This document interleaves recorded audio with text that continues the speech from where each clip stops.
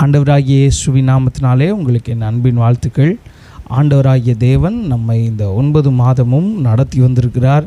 குடும்பமாய், சபையாய், நம்முடைய தனிப்பட்ட வாழ்க்கையிலும் கர்த்தர் ஏராளமான நன்மைகளை செய்திருக்கிறார். இந்த 10வது புதிய மாதத்தை நாம் காணும்படிக்காய் ஆண்டவர் உதவி செய்திருக்கிறார். ஆண்டவர் இந்த மாதத்தில் நம்முடைய சபைக்காக கர்த்தர் தருகிற ஒரு புதிய வார்த்தையை நான் உங்களுக்காக வாசிக்க விரும்புகிறேன்.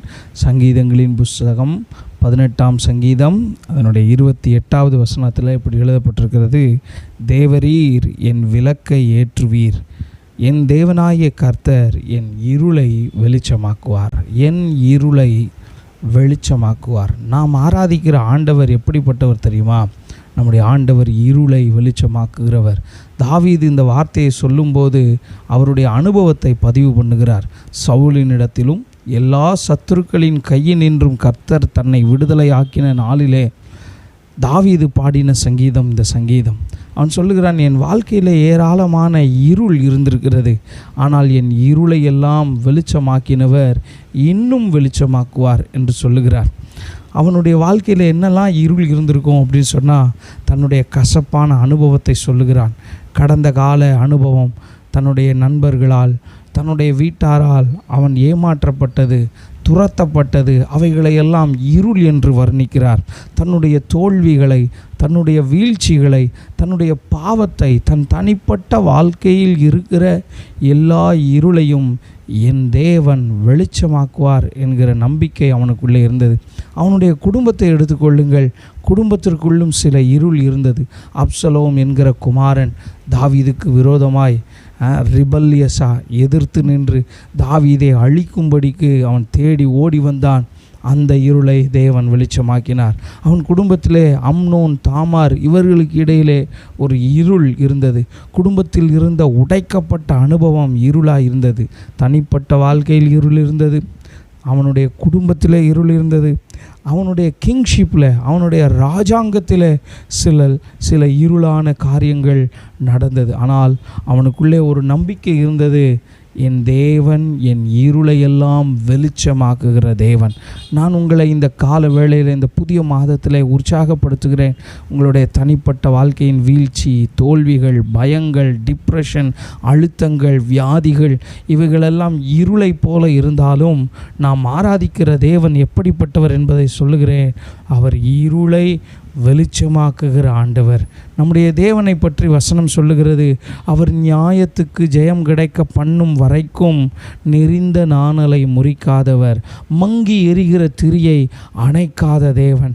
வேதம் சொல்லுகிறது, ஏசாயா தீர்க்க தரிசன புஸ்தகம் 60ஆம் அதிகாரம் 2வது வசனத்தில், இதோ இருள் பூமியையும் காரிருள் ஜனங்களையும் மூடினாலும் கர்த்தர் தம் ஜனத்தின் மேல் உதிப்பார்.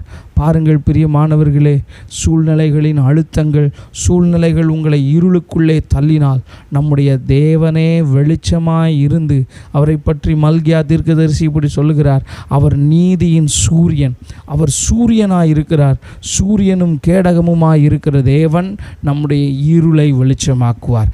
இந்த இடத்துல தாவீது எப்படி என் தேவன் என் இருளை வெளிச்சமாக்குவார் என்று சொல்லுகிறார்.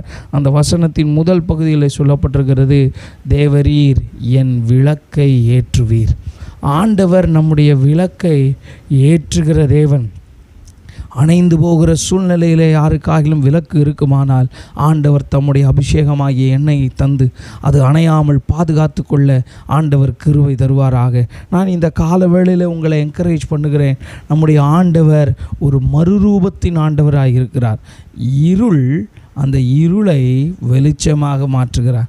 இருளில் இருந்து வெளிச்சத்தை உண்டாக்குகிறவர் என்று பவுல் அப்போஸ்தலன் சொல்லுகிறான் ஒரு இடத்துல. ஆனால் இங்கே தாவீது சொல்லுகிறார், இருளையே வெளிச்சமாய் மாற்றுகிற ஆண்டவர், இருளையே மற்றவர்களுக்கு முன்பாக பிரகாசம் தரும் பொருளாய் மாற்றுகிறவர். எந்த இருளான சூழ்நிலை உங்களை சூழ்ந்து கொண்டிருந்தாலும் கவலைப்படாதிருங்கள், தேவனை நம்புங்கள். அவன் சொல்லுகிறான், என் தேவன். அந்த பர்சனல் ரிலேஷன்ஷிப்பை அவன் சொல்லுகிறான், என் தேவன் என் இருளை வெளிச்சமாய் மாற்றுவார். பிரியமான தேவ பிள்ளைகளே, யோவான் சுவிசேஷம் 1ஆம் அதிகாரம் 9வது வசனத்திலே நாம் இப்படி வாசிக்கிறோம், எந்த மனிதனையும் பிரகாசிக்க பண்ணுகிற மெய்யான ஒளி ஒருவர் இருக்கிறார், அவர் வந்து நம்மை பிரகாசிப்பிக்கிற தேவனாய் இருக்கிறார், அவரே ஜீவ ஒளியாய் இருக்கிறார். ஆனால் நாம் செய்ய வேண்டிய ஒரே ஒரு காரியம் என்ன தெரியுமா? அவரே ஒளி, அந்த ஒளியோடு கூட நாம் கனெக்டாக இருந்தாலே போதும், நம்முடைய இருளை எல்லாம் அவர் வெளிச்சமாக்குவார். நம்முடைய வாழ்வின் கசப்பான அனுபவங்கள் மாறும். நம்முடைய வாழ்வில் கடந்த காலத்தில் நாம் ஏற்பட்ட துன்பங்கள், துயரங்கள், அவமானங்கள், நிந்தைகள், எல்லா விதமான இழிச்சொற்கள், அவச்சொற்களை எல்லாம் மாற்றுகிறது யார் தெரியுமா? கர்த்தர் மட்டுமே மாற்ற முடியும். நம் கண்களை மூடி ஜெபம் பண்ணுவோம். என் இருளை வெளிச்சமாக்குகிற கர்த்தர் இருக்கிறார். சர்வ வல்லமை உள்ள தேவனே, அன்பின் ஆண்டவரே, 9 மாதங்கள் எங்களை பாதுகாத்தீர், பராமரித்தீர், போஷித்தீர், உடுத்துவித்தீர். எல்லாவற்றிற்காகவும் நாங்கள் நன்றி சொல்லுகிறோம் ஆண்டவரே. இந்த வர இருக்கிற இந்த புதிய மாதத்தில் உம்முடைய நன்மை உள்ள கரம் எங்களை நடத்துவதாக, எங்களை ஆசீர்வதிப்பதாக. விசேஷமாக ஆண்டவரே, இருளை வெளிச்சமாக்குகிற தேவன், இருளையே அப்படியே மறுரூபமாக்குகிற ஆண்டவர். ஆண்டவரே, இந்த வார்த்தையை கேட்டுக்கொண்டு இருக்கிற உம்முடைய பிள்ளைகளின் வாழ்க்கையில் கடந்த கால அனுபவங்கள், கசப்பான அனுபவங்கள், வியாதிகள், ஆண்டவரே வருத்தங்கள், ஏமாற்றங்கள், அழுத்தங்கள், நிந்தைகள், ஆண்டவரே இருளை போல இருந்தால் அவைகளை எல்லாம் வெளிச்சமாய் மாற்றுவீராக. ஆண்டவரே, உம்முடைய பிள்ளைகள் துன்பத்தை கண்ட நாட்களுக்கு ஈடாக சரியாக உம்முடைய பிள்ளைகளை மகிழ பண்ணுவீராக என்று சொல்லி ஜெபிக்கிறேன். இந்த அக்டோபர் மாதத்தை ஆசீர்வதிங்க. கையிட்டு செய்கிற வேலைகளை ஆசீர்வதிங்க, தொழில்களை ஆசீர்வதிங்க. உம்முடைய பிள்ளைகளுக்காக புதிய புதிய வாசல்கள் திறக்கப்படுவதாக, வெளிச்சம் உண்டாவதாக என்று சொல்லி ஜெபிக்கிறேன். உம்முடைய பிள்ளைகளின் ஒளியினிடத்திற்கு அநேகர் நடந்து வரத்தக்கதாக வெளிச்சத்தை பிரகாசிக்க பண்ணுவீராக. இயேசு கிறிஸ்துவின் நாமத்தில் ஜெபிக்கிறோம் நல்ல பிதாவே. ஆமேன், ஆமேன். கர்த்தர் உங்களை ஆசீர்வதிப்பாராக. இந்த மாதம் முழுவதும் உங்களை நேர்த்தியாய் நடத்துவாராக. God bless you.